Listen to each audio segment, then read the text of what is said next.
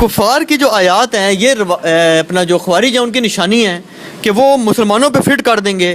اب آپ مجھے یہ بتائیں کہ جب بریلوی یا شیعہ تو چلو پھر اس میں تھوڑے لبرل ہو جاتے ہیں, بریلوی تو چڑھ دوڑتے ہیں, وہ کہتے ہیں جی مجھے ہمیں بتائیں کہ کفار کی یاد مسلمانوں پہ کون لگاتا ہے, کون کہتا ہے مشرک ہے سارے یہ.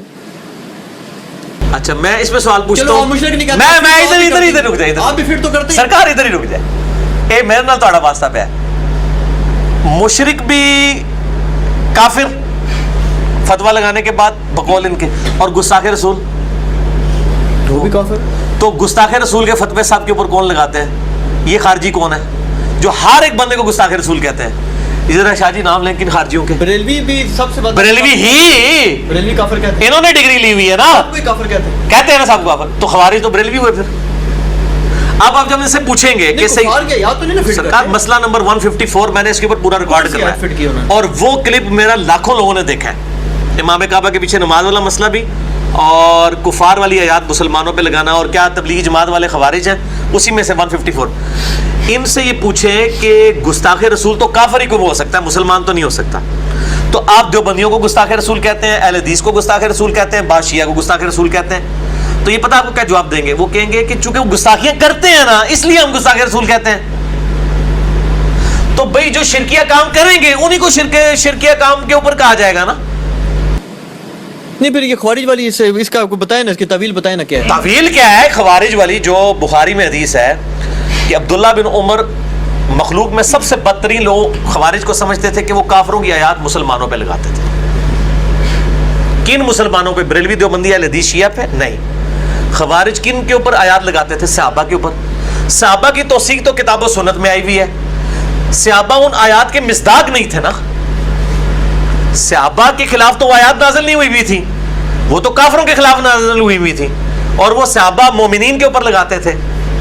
اب مجھے بتائیں کہ جو لوگ مسلمان ہو کہ وہ جرم کر رہے ہیں جو کافروں والا جرم ہے, تو کیا ان پہ وہ آیت نہیں لگائی جائے گی؟ یہ قل ان کنتم تحبون اللہ فاتبعونی یحببکم اللہ, یہ کافروں کے بارے میں آیت نازل ہوئی ہے, یہودیوں کے بارے میں.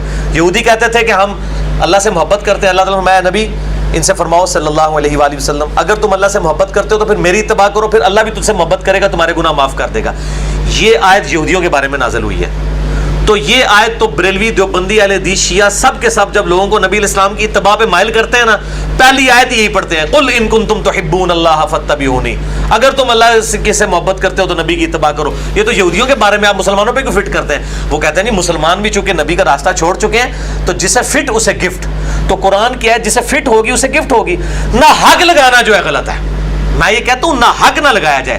جیسے بریلوی بات بات پہ لوگوں کو گستاخ رسول کہتے ہیں, اس طریقے سے اہل حدیث بھی بات بات پہ لوگوں کے اوپر شرک کے فتوے لگا دیتے ہیں. کئی جگہ ٹھیک بھی ہوتے ہیں لیکن کئی جگہ غلط بھی لگاتے ہیں. بریلوی بھی کئی جگہ ٹھیک بھی ہوتے ہیں, کئی جگہ غلط بھی ہوتے ہیں. ٹھیک کہوں گے جامع چیز سے پہلے بھی تو ہے نا خوارج ان کی نسل چلے گی, اب وہ نہیں وہ چلیں گے نا, تو آج آپ کے سامنے موجود ہے نا. نہیں پھر تفریق کیسے؟ مجھے بتائیں تفریق اس طرح ہو گئی کہ خوارج وہ ہیں جو دیوبندیوں کی باتوں کو تو گستاخانہ کہہ رہے ہیں, اور حشر بائش میں چشتی رسول اللہ کو گستاخانہ نہیں کہہ رہے, کشف المحجوب میں زید ابن حارثہ کی بیوی کے ساتھ نبی علیہ السلام کے اسکینڈل صاحب اور شوگر کو نہیں کہہ رہے. یہ خوارج ہے نا, انہوں نے دوغلی پالیسی رکھی ہوئی ہے. نہیں لیکن وہ تو یہ کہتے ہیں نا, وہ کہتے ہیں جی یہ تو آیات تو جو ہے وہ تو یہ ہے کہ مسلمانوں کو مشرک کہیں گے. ہاں کیا چیز؟ تو کہتے ہیں ہم نے کس کو کیا مشرک؟ مشرک نہیں ہے, اس میں الفاظ ہے کافروں والی آیات مسلمانوں پہ تھوپیں گے.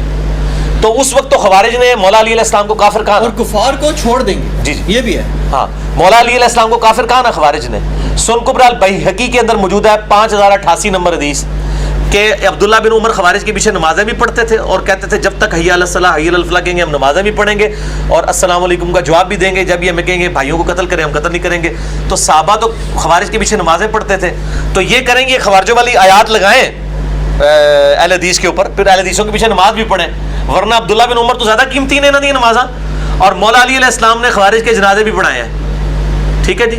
مولا علی سے پوچھا گیا خوارج کے بارے میں, المصنف ابن ابی شیبہ میں موجود ہے, اس پمفلٹ میں نے ڈالا ہے کہ کیا انہوں نے کہا ہمارے بھائی تھے بگوڑے ہو گئے, میں ان کو کافر نہیں کہتا, ان کو منافق نہیں کہتا.